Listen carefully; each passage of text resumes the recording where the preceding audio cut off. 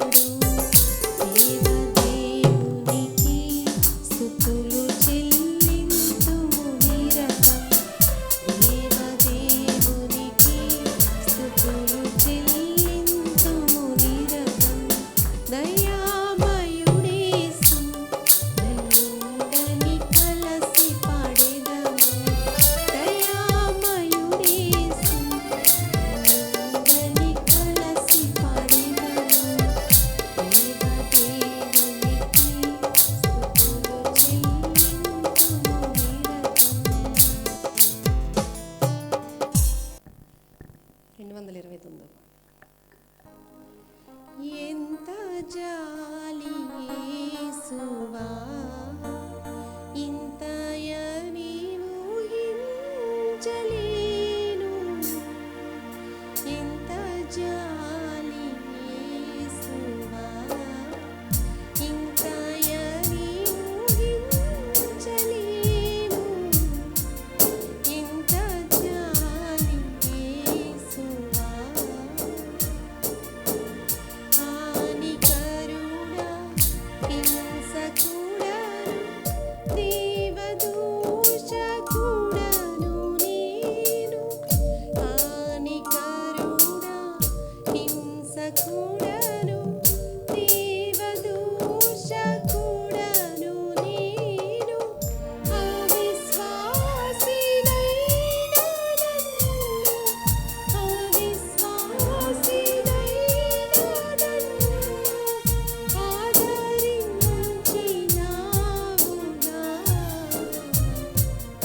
ఎంత జాలి యేసువా, ఇంతయని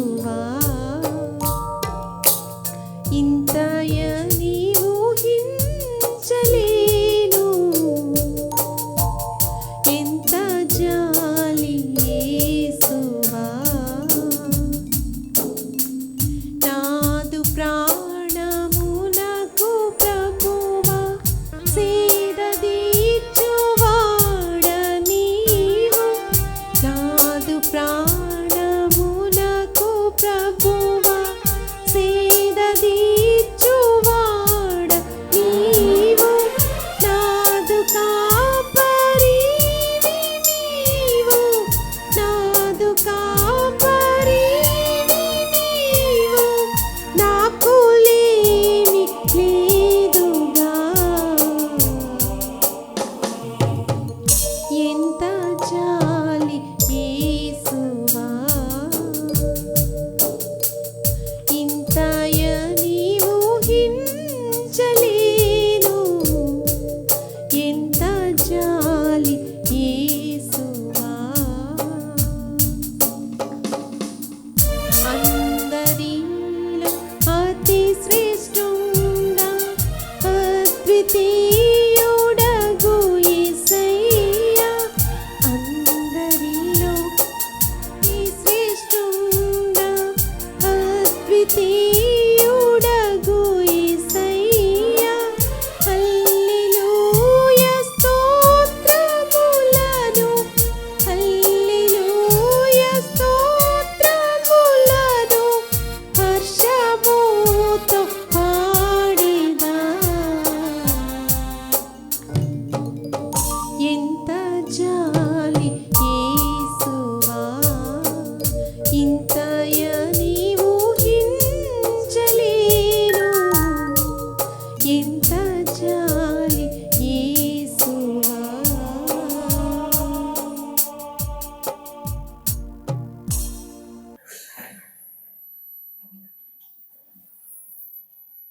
హాయ్.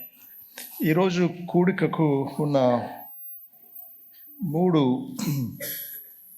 ముఖ్య ఉద్దేశాలు ఒకసారి జ్ఞాపకం చేసుకుందాం. ఎందుకు డిసెంబర్ 31వ తారీఖు మనం దేవుని సన్నిధిలో గడుపుతాం? ఏ ఉద్దేశంతో గడుపుతున్నాం? ఇది యాంత్రికం అయ్యే ప్రమాదం ఉంది, ఆచారం అయ్యే ప్రమాదం ఉంది. అయితే మనం దీన్ని సరైన కోణంలోనే జరుపుకోవాలి అని ఆశిస్తున్నాం. సంవత్సరం ఆఖరిలో చేయదగిన యోగ్యమైన పనులు కొన్ని ఉన్నాయి. చూడండి, ఒకసారి ఇల్లు అంతా ఏం చేస్తాం? అటక మీద ఉండే కొన్ని ఇళ్ళల్లో ఎత్తడి, రాగి, స్టీల్ ఎన్ని ఉంటాయో అవన్నీ ఏం చేస్తాం? సంవత్సరం ఒకసారి ఎప్పుడప్పుడు కనీసం అన్నీ తీసి తోమేసి బూజ అంతా తుడిచేసి శుభ్రం చేస్తాం. మరి జీవితాన్ని శుభ్రం చేసుకోవద్దా? కాబట్టి ఒక పని ఏంటంటే మనం చేయాల్సింది దేవుని మేళను ఎప్పుడూ జ్ఞాపకం చేసుకోవాలి. ప్రత్యేకంగా ఇలాంటి సమయాల్లో ఇంకా ఎక్కువ జ్ఞాపకం చేసుకోవాలి. 103వ కీర్తన మొదటి 4 వచనాలు చూడండి. 103వ కీర్తన మొదటి 4 వచనాలు. నా ప్రాణమా యెహోవాను సన్నుతించుము, నా అంతరంగమునున్న సమస్తమా ఆయన పరిశుద్ధ నామమును సన్నుతించుము. నా ప్రాణమా యెహోవాను సన్నుతించుము, ఆయన చేసిన ఉపకారములలో దేనిని మరొకము. ఆయన నీ దోషములన్నింటినీ క్షమించువాడు, నీ సంకటములన్నింటినీ కుదుర్చువాడు, సమాధిలో నుండి నీ ప్రాణమును విమోచించుచున్నాడు, కరుణా కటాక్షంలో నీకు కిరీటంగా ఉంచుచున్నాడు. దావీదు స్తుతించడంలో మనందరికీ గొప్ప మాదిరి. దేవునికి హృదయానుసారుడిగా పిలువబడినటువంటి దావీదు నాకు బహుప్రియుడు అని దేవుడు అన్నాడు దావీదుని గురించి. నేను కోరిన వాడితడే అని సమయాలతో అన్నాడు. ఇతను అభిషేకించు, అతను అన్నలేదట అతను అభిషేకించు అన్నాడు. కారణం ఏంటి అంటే దావీదు దేవుణ్ణి ఎక్కువగా సితారాతో పాటలు పాడుతూ స్తుతించేవాడు. ఎలా తెలుసు మనకు? 150 కీర్తనలు ఎక్కువ శాతం దావీదు రాసినవే. ఓకే, కాబట్టి దావీదు దేవుని స్తుతించడం మనందరికీ మాదిరిగా ఉన్నాడు. తాను అలాంటి వ్యక్తి తన ప్రాణంతో తాను చెప్పుకుంటున్నాడు, ఆయన చేసిన ఉపకారాలు దేన్ని మరొక. సమస్య ఏంటంటే మనం గుర్తుపెట్టుకోవాల్సినవి మర్చిపోతూ ఉంటాం, మర్చిపోవాల్సిన వాటిని బాగా గుర్తుపెట్టుకుంటూ ఉంటాం. అది మానవ స్వభావం. ముఖ్యమైనవి మనం మర్చిపోతాం, అవసరమైనవి మర్చిపోతాం, అనవసరమైనవి, అపాయకరమైనవి, మనకు ఆత్మీయంగా నష్టాన్ని తెచ్చేవి మాత్రం చాలా జ్ఞాపకం చేసుకుంటాం. భక్తుడు తను ప్రేరేపించుకుంటూ ఉన్నాడు. నా ప్రాణమా, ఎవరికో చెప్పడం కాదు, ముందు ఏం చేస్తున్నాడు? నా ప్రాణమా. మళ్ళా అంటున్నాడు నా అంతరంగమునున్న సమస్తమా. ఇంకా అంటున్నాడు నా ప్రాణమా. తనతో చెప్పుకుంటున్నాడు. సో ఒక్కొక్కసారి మనం ప్రేరేపించుకోవడం చాలా అవసరం. ఒక్కొక్కసారి ఇతరులు ప్రేరేపిస్తారు, మంచిదే. ఒక్కొక్కసారి ఎవరు ఉండరు, మనమే ప్రేరేపించుకోవాలి. మనమే కౌన్సిల్ చేసుకోవాలి. మన ప్రాణంతో చెప్పుకోవాలి, మన అంతరంగంతో చెప్పుకోవాలి. దేవుడు చేసిన ఉపకారాలు దేన్ని మర్చిపోకుండా ఉంటే దేవుని స్తుతించగలం. చాలా శాతం దేవుని స్తుతించుకోవడానికి ఒక కారణం ఏంటో తెలుసా? ఆయన చేసిన మేళను మర్చిపోయాం. ఎన్నో పొందాం, కానీ మర్చిపోబట్టి కృతజ్ఞత కలగదు. ఎప్పుడైతే మీరు మేలు జ్ఞాపకం చేసుకుంటూ ఉంటారో మీలో కృతజ్ఞత ఉప్పొంగుతుంది. దేవుని స్తుతించకుండా ఉండలేదు.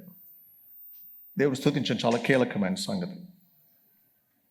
ఆయన చేసిన మేళ్ళన్నిటిని క్యాటలాగ్ చేస్తూ, అంటే వరుసగా వాటిని గురించి లెక్కిస్తూ నంబర్ 1 మేలు ఏం చెప్తున్నాడు? టాప్ బ్లెస్సింగ్ ఏం చెప్తున్నాడు? చెప్పండి. అక్కడ ఉంది కదండి.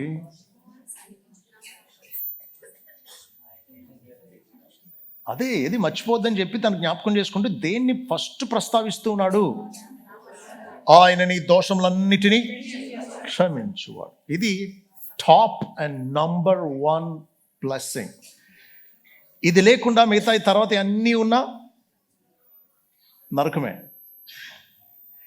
తర్వాత ఏమి లేకపోయినా ఈ ఒక్క మేలు ఉన్నా చాలు. సిలువ మీద దొంగకు దేవుడు చేసిన మేలు ఏంటి? సిలువ నుంచి దించలేదు, సిలువ నుంచి దించలా. వేరే వాడు అడిగినట్టు, నువ్వు రక్షించుకుని మమ్మల్ని రక్షించాను కదా, సిలువ నుంచి దింపడం కదా వాడు అడిగింది. అలా చేయలా. కానీ ఆయన చేసింది ఏంటి? వాడి దోషాలన్నింటినీ క్షమించాడు. ఆ రోజే ప్రభుతో పాటు ఎక్కడున్నాడు? పరదేశంలో ఉన్నాడు.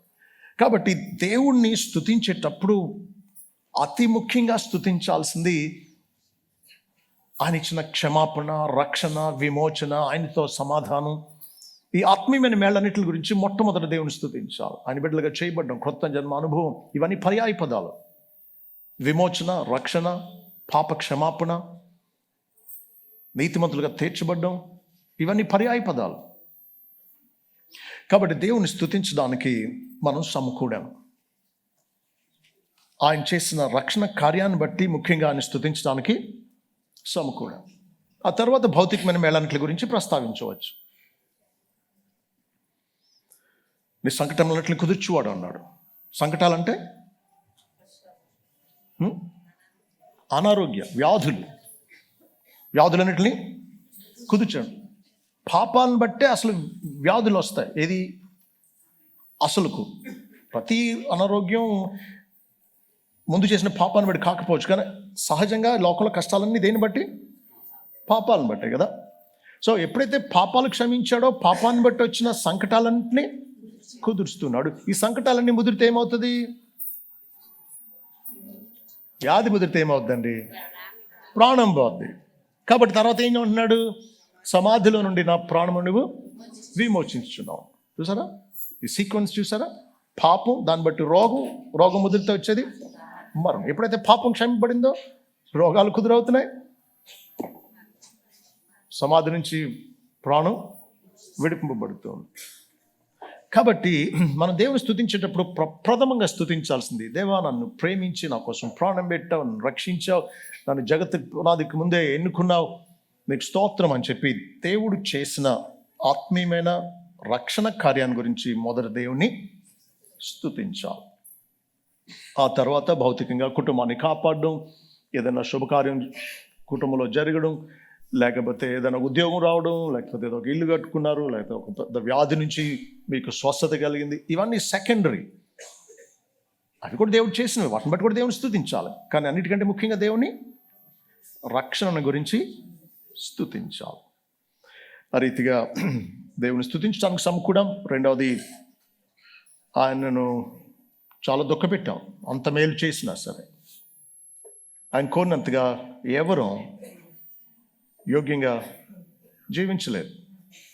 ఎవరి సంగతి వారికే తెలుసు. కాబట్టి పశ్చాత్తాపడడానికి సమకూడం. మూడవది, క్రొత్త సంవత్సరాన్ని దేవుని సన్నిధిలో ప్రారంభిస్తూ క్రొత్త సమర్పణతో ప్రారంభించాలి అనేది ఉద్దేశం. క్రొత్త సమర్పణ, క్రొత్త తీర్మానాలు, క్రొత్త విధేయతతో దేవుని ఇంకా సంతోషపెట్టడానికి, దేవుని ఇంకా మహింపరచడానికి క్రొత్త ఆశయాలతో ప్రారంభించాలి అనేది ఈ రోజు మీటింగ్ యొక్క ఉద్దేశం. ఓకే, దానికోసం 40వ కీర్తన మనం చదువుకుందాం. మార్చి చదువుకుందాం. కీర్తన గ్రంథం 40. ప్రధాన గాయకునికి దావీదు కీర్తన. యెహోవా కొరకు నేను సహనముతో కనిపెట్టుకుంటుని, ఆయన నాకు చెవియొగ్గి నా మొర్ర ఆలకించెను.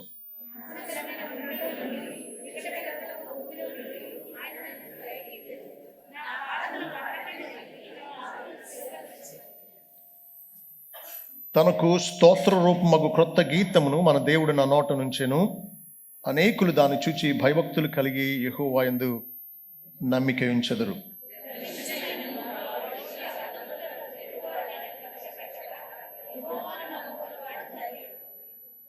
యెహోవా నా దేవా, నీవు మా ఎడల జరిగించిన ఆశ్చర్యక్రియలను, మా ఎడల నీకున్న తలంపులను బహువిస్తారములు. వాటిని వివరించి చెప్పేదని అనుకుంటున్నావి. లెక్కకు మించి ఉన్నవి నీకు సాటి అనేవాడు ఒకడునూ లేడు.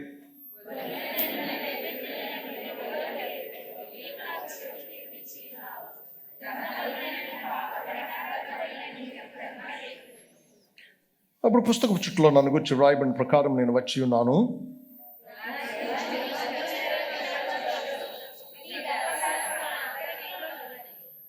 నా పెదవులు మూసుకొనక సమాజంలో, మహాసమాజంలో నీతి సువార్తను నేను ప్రకటించున్నానని నేను అంటిని. యెహోవా, అది నీకు తెలిసే ఉన్నది.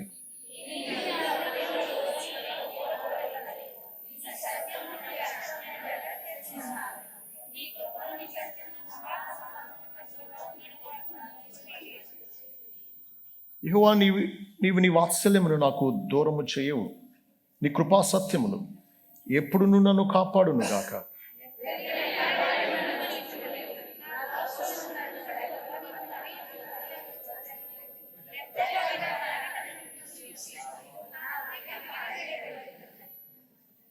యెహోవా, దయచేసి నన్ను రక్షించుము. యెహోవా, నా సహాయం నాకు త్వరగా రమ్ము.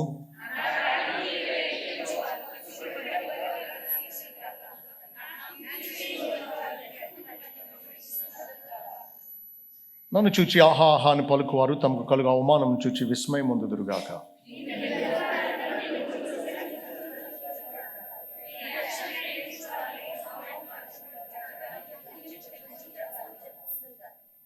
నేను శ్రమల పాలై దీనుడినైతిని. ప్రభువు నన్ను తలంచుకొంచున్నాడు.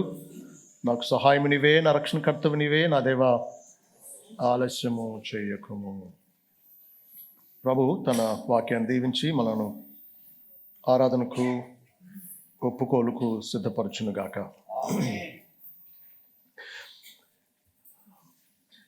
కన్ఫెషన్ అంటాం, అంటే పాపాన్ని ఒప్పుకోవడం. దావీదు ఆ పని ఈ అధ్యాయంలో చేస్తూ ఉన్నాడు. 12వ వచనంలో అంటున్నాడు, లెక్కలేని అపాయం నన్ను చుట్టుకునినవి, నా దోషములు నన్ను తరిమి పట్టుకొని కానీ నేను తల ఎత్తి చూడలేకపోతున్నాయి. లెక్క అవి నా తల వెంట్రుకలు మించి ఉన్నవి, నా హృదయము అధైర్యపడి ఉన్నది అంట. నా దోషాలు నన్ను తరిమి పట్టుకున్నాయి. నాకు సిగ్గు, అవమానం, భయం ఇవన్నీ సంభవించని అని ఒప్పుకుంటూ ఉన్నాడు. ఇంతకుముందు చెప్పాను, గుర్తుందో లేదు. కన్ఫెషన్ అనే పదానికి అర్థం, ఒప్పుకొనుట అనే పదానికి అర్థం to say the same thing అని. అంటే దేవుడు ఏం చెప్పాడో అదే మనం కూడా పలకడం అన్నమాట.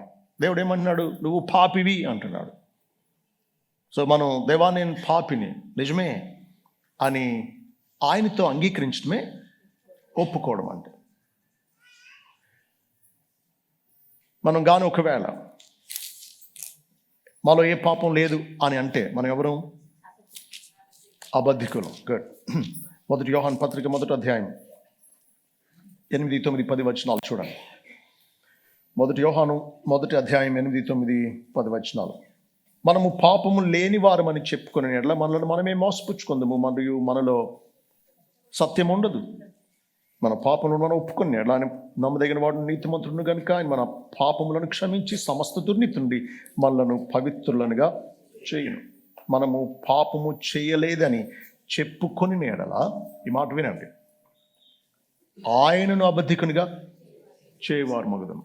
అంటే ఆయన మనుషులు పాపులు అన్నాడు, మేము పాపులం కాదు అన్నావంటే నేను చెప్పింది కరెక్టు, నువ్వు చెప్పేది అబద్ధం అంటున్నాం. ఎవరితో? దేవుణ్ణి అబద్ధికునిగా చేసినట్లు ఆయన వాక్యానికి భిన్నంగా మనం మాట్లాడితే, మరియు ఆయన వాక్యం మనలో ఉండదు అంటున్నాడు ఒకవేళ మనం పాపం చేయలేదని చెప్పుకుంటే. కాబట్టి ఇక్కడున్న వాళ్ళు ఎవరైనా నేను ఏ పాపం చేయలేదని చెప్పగలరా? అలా చెప్తే మీలో సత్యం లేదు, మీరు అబద్ధికులు అవుతారు, దేవుణ్ణి అబద్ధికం చేసినట్టు అవుతుంది. కాబట్టి ఒప్పుకోవడం అనేది జ్ఞానం, మేలు, మంచిది, న్యాయం. తప్పు చేసినవాడు తప్పు చేశానని ఒప్పుకోవడం ధర్మం. కాబట్టి మనం ఆ రీతిగా దేవుని ఎదుట ఆయనకు స్తుతి చెల్లిద్దాం. అదే సమయంలో తప్పిపోయిన విషయాల్లో మనం ఒప్పుకుందాం. ఓకే, దేవుని స్తుతించడానికి మొదటి కారణాలు చూడండి.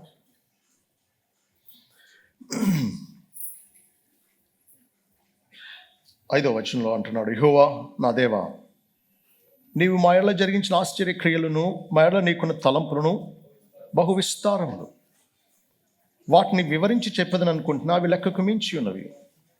నీకు సాటి అని వాడు ఒకడును లేడు అంటున్నాడు. చాలాసార్లు చెప్పుకున్నాం, దేవుని స్తుతించేటప్పుడు 2 కోణాల్లో చూడాలి. మొదటిది ఆయన ఏమై ఉన్నాడు, రెండవది ఆయన ఏం చేశాడు, who he is and what he is done. ఆయన ఏమై ఉన్నాడు, ఆయన ఏం చేశాడు. మొదట ఆయన ఏం చేశాడని దాన్ని బట్టి కాదు మనం ఆయన స్తుతించాల్సింది, ఆయన ఏమై ఉన్నాడో దాన్ని బట్టి స్తుతించాలి. ఇక్కడ ఆయన గురించి ఏం రాస్తుంది అంటే, ఆయనకు సాటి అని వాడు ఒకడును లేడు అంట. దేవుడు అన్ని విషయాల్లో సాటి లేనటువంటి వాడు. అంటే అర్థం, ఆయన లాంటి వాళ్ళు ఎవరు లేరు, ఆయనతో సమమైన వారు లేరు, ఆయనకు మించిన వాళ్ళు అసలే లేరు. ఆయన ఎంత గొప్పవాడు అని అంటే చూడండి, కీర్తన గ్రంథంలోనే 95వ కీర్తనలు అంటున్నాడు, 95, 3, 4, 5, 6 వచనాలు. 95వ కీర్తన 3 నుంచి అవుతుంది. యెహోవా మహాదేవుడు, దేవతలందరికీ పైన మహాత్మ్యము గల మహారాజు. భూమి ఆగాధ స్థలములు ఆయన చేతులు ఉన్నవి, పర్వత శిఖరములు ఆయనవే, సముద్రం ఆయనది, ఆయన దాన్ని కలుగు చేసిన, ఆయన హస్తములు భూమిని నిర్మించాను అంటున్నాడు. కాబట్టి దేవుడు ఎవరు? మహాదేవుడు, దేవతలందరికీ పైన మహాత్మ్యం గల మహారాజు. అగాధాలేంటి, శిఖరాలేంటి ఆయన చేతుల్లో ఉన్నాయి. ఎందుకు? ఆయన చేసుకున్నాడు, ఆయనవి, సమస్తానికి యజమాని, మహాదేవుడైన. 96లో చూడండి, 4వ వచనం నుంచి, యెహోవా మహాత్మ్యం గలవాడు, ఆయన అధిక స్తోత్రము పొందదగినవాడు, సమస్త దేవతల కంటేను ఆయన పూజనీయుడు. జనముల దేవతలందరూ వట్టి విగ్రహములే. యెహోవా ఆకాశ విశాలమును సృజించిన వాడు, ఘనతా ప్రభావములు ఆయన సన్నిధిని ఉన్నవి, బల సౌందర్యములు ఆయన పరిశుద్ధ స్థలములో ఉన్నవి. 97వ కీర్తన చూడండి, 7వ వచనం, 7, 8, 9 వచనాలు అంటున్నాడు, వ్యర్థ విగ్రహములను బట్టి అతిశయపడుచు చెక్కిన ప్రతిమలను పూజించు వారందరూ సిగ్గుపడుదురు. ఈ మాట చూడండి, చాలా విలువైంది. సకల దేవతలు ఆయనకు నమస్కారం చేయి. సకల దేవతలు ఆయనకు నమస్కారం చేస్తారు. అందరూ వెళ్ళి అటు దగ్గర సైకిల్ పడతా ఉంటే ఇవి గుండెలు బాదుకుంటా పారిపోయినటువంటి మనుషులతో పాటు దురాత్మలు కూడా. దేవతలు అంటే ఎవరు? పతనమైన దేవదూతలు, దురాత్మలు. ఇవన్నీ కూడా రేపు దేవునికి భయపడుతూ మోకరించాల్సిందే. 8:9 అంటాడు, యెహోవా సీయోను నివాసులు ఆ సంగతి విని నీ న్యాయ విధులను బట్టి సంతోషించున్నారు, యూదా కుమార్తెలు ఆనందించున్నారు. ఇలాగే యెహోవా భూలోకం అంతటికి పైగా నీవు మహోన్నతుడివై ఉన్నావు, సమస్త దేవతలకు పైగా నీవు అత్యధికమైన ఔన్నత్యము పొంది ఉన్నావు. ఇప్పుడు చెప్పండి, దేవుడు ఎవరు? సాటి లేనివాడు. 40 కీర్తన 5వ వచనం చెప్పుకున్నాం కదా, నీకు సాటి అయినవాడు ఒకడును లేడు. కాబట్టి మనం సేవించేది, పూజించేది, స్తుతించేది అందరికంటే అన్నిటికంటే పైనామం కలిగిన సాటి లేని దేవుణ్ణి పూజిస్తూ ఉన్నాం. ఆయన గొప్పతనం, ఆయన సాటి లేనితనం, ఆయన పరిశుద్ధతలో సాటి లేనివాడు, అద్భుతాల్లో సాటి లేనివాడు, మహిమలో సాటి లేనివాడు, పరిశుద్ధతలో సాటి లేనివాడు. ఎర్ర సముద్రం దాటగానే మోషే పాట కట్టాడు, దేవుని స్తుతిస్తున్నాడు. నిర్గమకాండం 15వ అధ్యాయం 11లో అంటున్నాడు, యెహోవా వేల్పులలో నీ వంటి వాడెవడు, పరిశుద్ధతను బట్టి నీవు మహనీయుడవు, స్తుతి కీర్తనలు బట్టి పూజ్యుడు, అద్భుతములు చేయవాడవు. నీ వంటి వాడెవడు? దేవుని వంటి వాడు లేరు. స్తుతి కీర్తనలు బట్టి చూస్తే ప్రపంచమంతటా పరలోకంలోనూ స్తుతింపబడుతున్నట్టు ఉంటాడు. పరిశుద్ధతను బట్టి మహనీయుడు, అలాంటి పరిశుద్ధమైన నామం వాడు లేదు. అద్భుతాలు చేయడంలో కూడా సాటి లేనివాడు, ఆయనను సాటి లేని దేవుడుగా, దేవా నీవే దేవుడవు, నీ ఒక్కడివే దేవుడవు, నువ్వే పరిశుద్ధుడవు, నువ్వే సాటి లేనివాడు అని దేవుని స్తుతిద్దాం. అంతేకాదు, ఆయన ఏం చేశాడు అని అంటే, మొదటి 3 వచనాల్లో భక్తుడు తనకుండేటువంటి గత ఆపద నుంచి దేవుడు అలా తప్పించాడో చెబుతూ, ఒక ఊబిలో, దొంగ ఊబిలో, జిగటగల నాశనకరమైన దొంగ ఊబిలో ఇరుక్కున్నాడు. అయితే ప్రార్థన చేశాడు, దేవుని మీద ఆధారపడ్డాడు. దేవుడు తనను ఏం చేశాడు? 2వ వచనం లాస్ట్లో, ఆయన నన్ను పైకెత్తెను, నా పాదములు బండ మీద నిలిపిన అడుగులు స్థిరపరచను. ఊబి తెలిసినటువంటి వాళ్ళకి అర్థమవుతుంది భక్తుడు మాట్లాడే మాట. జిగట్టగల దొంగ ఊబి, చూడడానికి మామూలు చెమ్మగా ఉండే నేలలా ఉంటుంది, అడుగు వేయగానే లోపలికి దిగిపోతూ ఉంటుంది. ప్రయత్నం చేసే కొద్దీ ఇంకా కిందకి సర్దుకున్నట్టు అవుతుంది. మనం మేము బాప్తిస్తానికి గోదావరి నది దగ్గరికి వెళ్ళినప్పుడు అక్కడ లోకల్ పీపుల్ అన్నారు, ఏమండి ఇక్కడ జాగ్రత్త, ఊబులు ఉంటాయి అన్నారు. నదిలో ఒక్కొక్క చోట ఊబులు ఉంటాయి, మనకు తెలియదు, ఆ లోకల్ పీపుల్కి తెలుసు, తిరిగేటువంటి వాళ్ళకు. అలాంటి తను రక్షించుకోలేని అంతకంతకు దిగజారిపోయే పరిస్థితి ఎదుర్కొన్నాడు. దేవుడు ఊబిలోంచి తను పైకి లేవలేదు. పాపం అనేది ఊబి, అజ్ఞానం అనేది, మూర్ఖత్వం అనేది ఊబి, దేవునికి దూరంగా పరిస్థితి అంతా కూడా ఊబే. మొన్న క్రిస్మస్లో చెప్పుకున్నాం, ఆదాము హవ్వలు ఏదైనా తోట నుంచి తూర్పు వైపున వాళ్ళు రాకుండా తూర్పు వైపు కింద వేయబడ్డారు. వాడు కయ్యను వెళ్ళింది తూర్పు వైపు కని చెప్పుకున్నాం. 11వ అధ్యాయంలో తూర్పు దేశం వైపు వెళ్ళి స్థిరపడ్డారు బాబెల్ గోపురం కట్టినటువంటి వాళ్ళు. లోతు వెళ్ళింది ఎటు? తూర్పు అని చెప్పుకున్నాం. ఈ మాటలన్నింటి భావం ఏం చెప్పుకున్నాం? మనిషి దేవునికి దగ్గరవడం కాదు, అంతకంతకు దూరం అవుతూ ఉన్నాడు. ఇది మనిషి పరిస్థితి. ఊబి అంతకంతకు దిగిపోయేది, అంతకంతకు దూరం చేసేది దేవునికి. అలాంటి ఊబిలో ఉన్న మనల్ని మనం రక్షించుకోలేని దుస్థితిలో ఉన్నప్పుడు, నిస్సహాయులుగా ఉన్నప్పుడు, దేవుడు ఆయన కుమారుడు క్రీస్తు ద్వారా మనల్ని పాపపు ఊబిలోంచి పైకి లేవనెత్తాడు. మనల్ని క్రీస్తు అనే బండ మీద స్థిరపరిచాడు. 3వ వచనం, తనకు స్తోత్రూపముగా క్రొత్త గీతమును మన దేవుడు నా నోట ఉంచాను. అంతకుముందు ఏంటి? గుంటలో ఉన్నప్పుడు నోట్లో ఏముంటుందండి? రక్షించండు రక్షించండు అని గావు కేకలు, మొర, లేకపోతే ఆర్తనాదాలు, ఇక్కడ అంటున్నాడు మొదటి వచనంలో, ఆయన నాకు చెవి యొగ్గి నా మొర్ర పెట్టేవాడు. గోత్రం నుంచి బయటకు వచ్చాక నా నోట స్తోత్ర రూపమగు కొత్త గీతాన్ని దేవుడు నా నోట ఉంచాడు అంటున్నాడు. సో గీతానికి శోకానికి ఎంత తేడా ఉందో చూడండి. పాట పాడి దేవుని స్తుతించడానికి ఘోరమైనటువంటి ఆపదలో, ప్రాణాపాయంలో మనిషి పెట్టే ఆర్తనాదాలకి ఎంత తేడా ఉంటుందో ఆలోచించారు. దేవుడు ఆశ్చర్యంగా మనిషిని విడిపించడం, తన నోట ఏడుపుకు బదులు సంతోషాన్ని, దుఃఖ వస్త్రానికి బదులు ఉల్లాస వస్త్రాన్ని ధరింపచేశాడు. మన జీవితంలో కూడా ఒకడు ఏడ్చేవాళ్ళం, నొప్పికి బాధతో ఏడ్చి ప్రార్థించి. గుర్తున్నాయా అలాంటి పరిస్థితులు? ఏమండి, మీరు ఎప్పుడు ఏడవలేదని వాళ్ళు ఉన్నారు ఎవరైనా ఇక్కడ? అలాగే ఉందా ఏడుపు ఎప్పుడు? అందుకని చాలాసార్లు చెప్పుకుంటాం కదా, ప్రార్థనలు ఆయన ఎలా మారుస్తాడు? స్తుతులుగా మారుస్తాడు. ఒకప్పుడు అడిగాం, ఆయన ఇచ్చాక ఇచ్చావు, నీకు థ్యాంక్స్ అని చెప్తాం. సో భక్తుని జీవితంలో అలాగే జరిగింది. దేవుడు స్తోత్రరూపమ కృత గీతాన్ని తన నోట ఉంచాడు.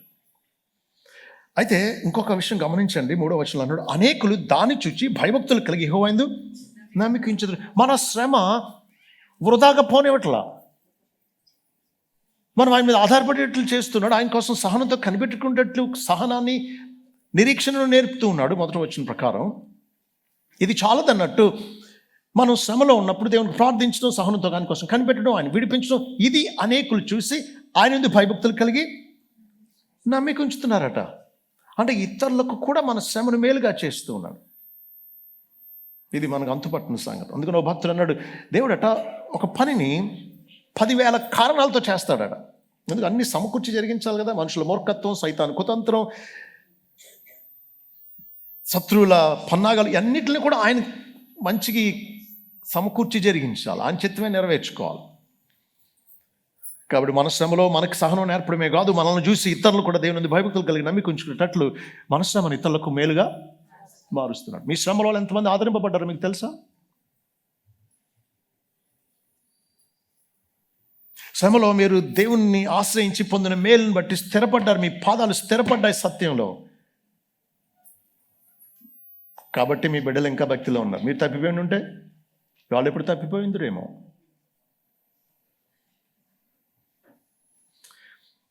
మన పట్ల దేవునికి ఉండే ఉద్దేశాలు అందుకే అంటున్నాడు 5వ వచనం, నా దేవా నీవు మాయలో జరిగించిన ఆశ్చర్య క్రియలను, మాయలో నీకున్న తలంపులను బహు విస్తారములు. ఎంత విస్తారములు?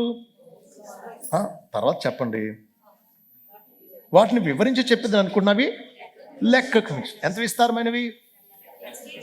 వివరించడానికి వీలులేనంత, లెక్కించడానికి మించినవి అంటున్నాడు. 2 విషయాలు చెప్పాడు. మొదటిది,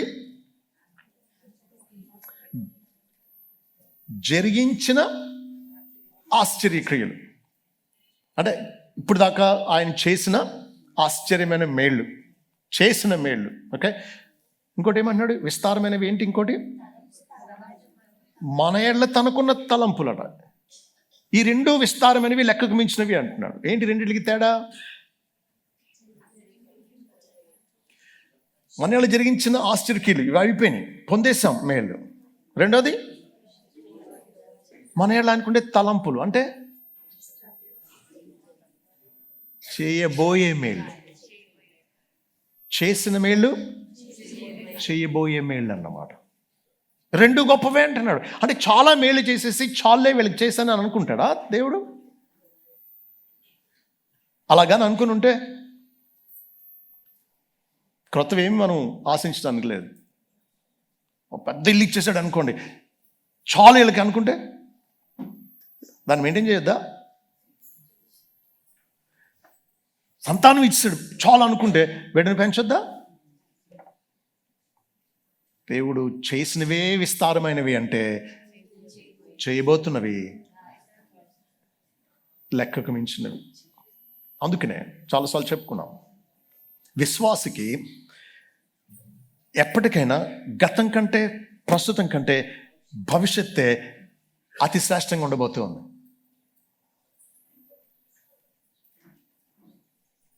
చెప్పండి.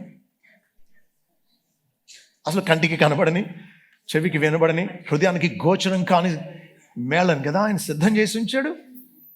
అసలు ఆశ్చర్యపోతాం, బెత్తరపోతాం పరలోకానికి వెళ్ళినప్పుడు. అసలు భవిష్యత్తులో కూడా ఎన్నో మేలు పొందబోతూ ఉన్నాం. కాబట్టి నీకు సాటి అని వారు లేరు. నీకు స్తోత్రం అని కొత్త గీతాన్ని మనం పాడాలి. అంటే ఏంటి అర్థం? నూతనమైన కృతజ్ఞతతో, నూతనమైన ఆశ్చర్యభావాలతో, నూతనమైన ప్రేమతో ఆయన స్తుతించాలన్నమాట. ఏంట్రా అస్తమానం పాత పాట అంటూ ఉంటారు. అంటే దాంట్లో ఏ కొత్తదనం లేదు, పాడిందే పాట స్టీరియోటైప్డ్ అంటూ ఉంటాం. కొత్త గీతం పాడదాం ఆయన చేసిన ఆశ్చర్య కార్యాలను బట్టి, ఆయన చేయబోతున్న ఆశ్చర్య కార్యాలను బట్టి.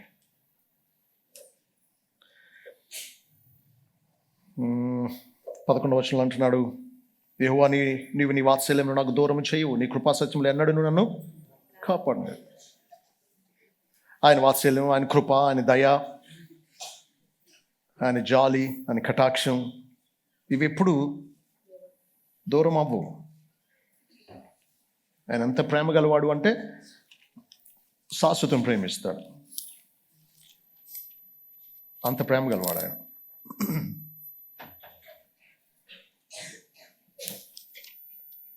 31:3 ఇర్మియాలో అంటున్నాడు కదా, చాలా కాలం క్రిందట యెహోవా నాకు ప్రత్యక్షమైట్లను శాశ్వతమైన ప్రేమతో నేను ప్రేమించున్నాను కనుక విడువక నీ ఎడల కృప చూపుచున్నాను. ఆయన శాశ్వతమైన ప్రేమను బట్టి ఆయన స్తుతిద్దాం.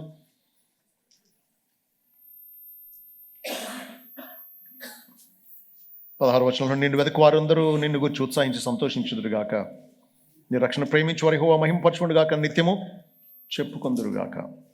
అవును, దేవా నువ్వు నన్ను రక్షించాలని, ఆ రక్షణను ఆశించి ప్రేమించి ఇష్టపడి ప్రార్థించి ఆయన వెతికినటువంటి వారికి ఆయన సహాయం చేస్తాడు. వారి దుఃఖాన్ని పోగొట్టి ఉత్సాహం, సంతోషాన్ని ఇస్తాడు.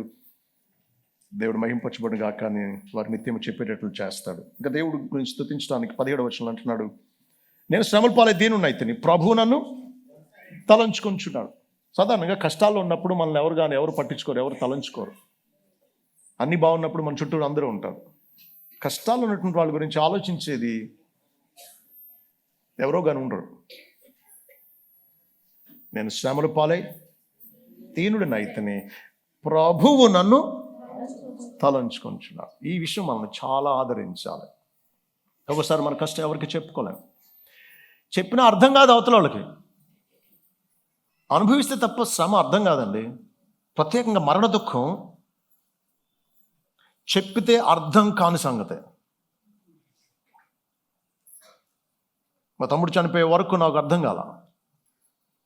అప్పటి నుండి జ్ఞాపకార్థ కూడికలో నా వర్తమానాలే మారిపోయినాయి. నాకు అర్థమైంది ఏంటంటే, శ్రమ అనుభవిస్తే తప్ప ఎవరికి అర్థం కాదు. నువ్వు వివరించిన వాళ్ళ అవతలకి మనసుకు ఎక్కదు, అంతే. అది నేను శ్రమల పాలే దీనుడినైతిని,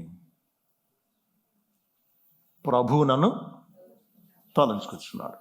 ఇన్ని కోట్ల మంది ఉండగా ఎందుకు మన గురించి తలంచుకోవాలి? ఆయన మనల్ని ఎందుకు పట్టించుకోవాలి?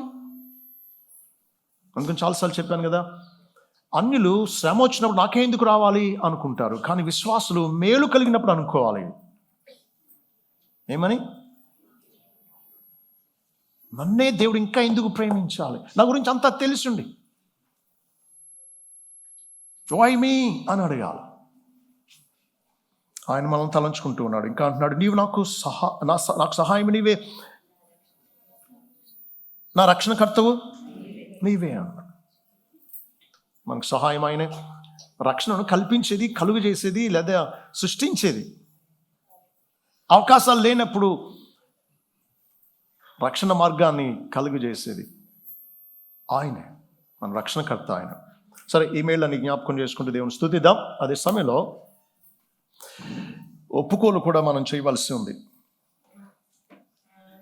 దేవుడు ఎంతగా ప్రేమిస్తే దావీదు ఏం చేశాడు? 12వ వచనం. లెక్కలేని అపాయం నన్ను చుట్టుకునేవి, నా దోషంలో నన్ను తరిమి పట్టుకొనగా నేను తల ఎత్తి చూడలేకపోతున్నాయి. లెక్కకు అవి నా తల వెంట్రుకలను మించి ఉన్నవి, నా హృదయము ఆధైర్యపడాను. తల వెంట్రుకలు లెక్కించలేనివి, ఎవరికి వారు లెక్కించలేనివి. అంటే అనంతమైనవి అని ఏం కాదు. లెక్కేశారు, సగటు 1,40,000 ఉంటాయి, కానీ ఎవరికి వారు లెక్కించుకోలేరు. 2 లెక్కకు మించినవి అంటున్నాడు. ఏంటి?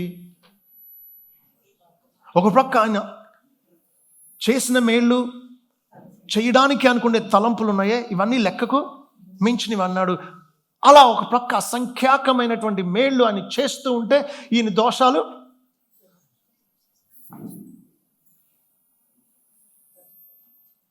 తల వెంట్రుకలకు మించి ఉన్నాయి, లెక్కకు మించి ఉన్నాయి. న్యాయమా చెప్పండి? అది లెక్కకు మించిన మేళ్ళు చేస్తూ ఇంకా చేయడానికి ఆలోచనలు కలిగి ఉన్న దేవుని పట్ల లెక్కకు మించిన దోషాలు చేయడం. చూడండి, దోషం అంట్లా ఏమంటున్నాడు? నా దోషములు అంటున్నాడు. అవి కూడా అవి లెక్కకు, అవి నా తల వెంట్రుకలను మించి ఉన్నవి అంటున్నాడు. ఇదండి మానవ తిరుగుబాటు, కృతజ్ఞత రాహిత్యం. మేలు చేసిన ఆయనకు తిరిగి మనం చేసేది ఇది. ప్రాణం పెట్టిన ప్రభువును దుఃఖపెట్టి గాయాలు రేపే అంత ద్రోహులం.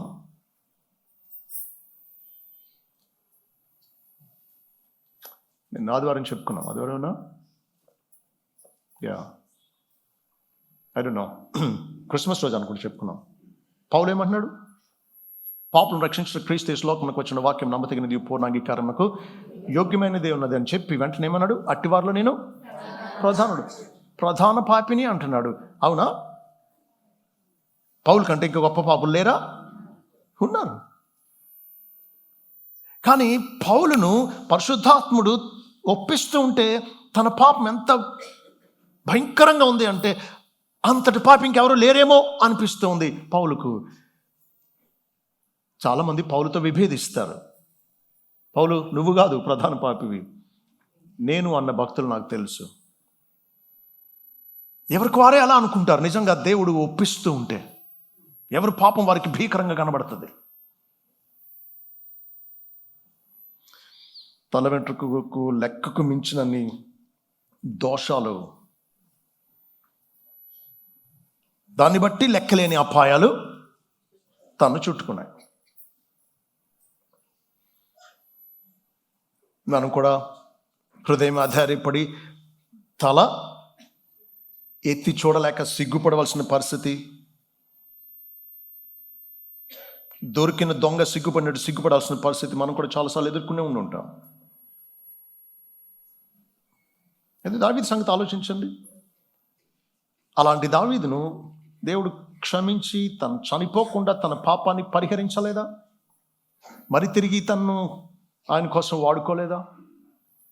అందుకే అంటున్నాడు, యెహోవా నీవు నీ వాత్సల్యంలో నాకు దూరము చేయవు, నీ కృపాసత్యములు ఎప్పుడు నన్ను కాపాడునుగాక అని. ఆయన కృపా సత్యాలు ఎప్పుడు కాపాడుతూ ఉన్నాయి. ఆయన వాత్సల్యం దేవుడు దావీదుకు దూరం చేయాల. కాబట్టి ఇక్కడ మనం గ్రహించాల్సిన విషయం ఏంటంటే, మనం నమ్మదగిన వారమైనా ఆయన నమ్మదగిన వాడుగానే ఉంటూ ఉన్నాడు. మన అవిధేయతలను బట్టి ఆయన మనల్ని విడిచిపెట్టట్లేదు. ఆయన వాత్సల్యాన్ని మనకు దూరం చేయట్లేదు.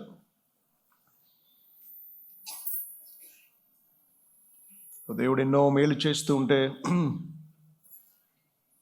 లెక్కలేని మేలు చేస్తుంటే మనం లెక్కలేని తప్పులు చేస్తూ ఉన్నాం. కాబట్టి లెక్కలేని మేలుని బట్టి స్తుతిద్దాం, లెక్కలేని దోషాలను బట్టి క్షమించమని అడుగుదాం. ఆయన వాత్సల్యం కోసం వేడుకుందాం. దేవుని బ్రతిమాలుదాం, దేవా నన్ను క్షమించు, నీకు వ్యతిరేకంగా చేసిన పాపాన్ని బట్టి నన్ను క్షమించు అని దేవుణ్ణి అడుగుదాం. దేవుడు కోరేది ఏంటో చూడండి, 6వ వచనం. బలులనైనను నైవేద్యములైనను నీవు కోరుటలేదు, కానీ ఏం చేశాడు? నీవు నాకు చెవులు నిర్మించి ఉన్నావు అన్నాడు. అంటే ఇంగ్లీష్లో ఇది ఎలా ఉందంటే, he dug out 2 years for me అని. 2 చెవులు తవ్వాడంటే మనకి, నిర్మించాడు అనమాట. బలులు కోరట్లేదు, చెవులు నిర్మించు అంటే అర్థం ఏంటి? నువ్వేదో నన్ను కానుకలు ఇచ్చో లేకపోతే బలులు అర్పించో సంతోష పెట్టలేవు, నీకు చెవులు పెట్టాను, మాట విను, అది నేను కోరేది అంటున్నాడు అన్నమాట. మళ్ళీ చదువుతాను చూడండి. బలులనైనను నైవేద్యంలను నీవు కోరటలేదు, నీవు నాకు చెవులు నిర్మించి ఉన్నావు. చెవులు పెట్టింది ఎందుకు? వినడానికి, మాట వింటామని. చెవులు గలవాడు వినుగాక అన్నాడు. వినాలి, ఆయనకు లోబడాలి, అది ఆయన కోరేది. మనం కానుక ఇవ్వడం తేలికే, లోబడ్డం కష్టం. ఇక్కడ సులువైన మార్గాన్ని ఎన్నుకుంటా ఉంటాం. దేవుడు కోరేది మనం ఇవ్వాలి ఆయనకు.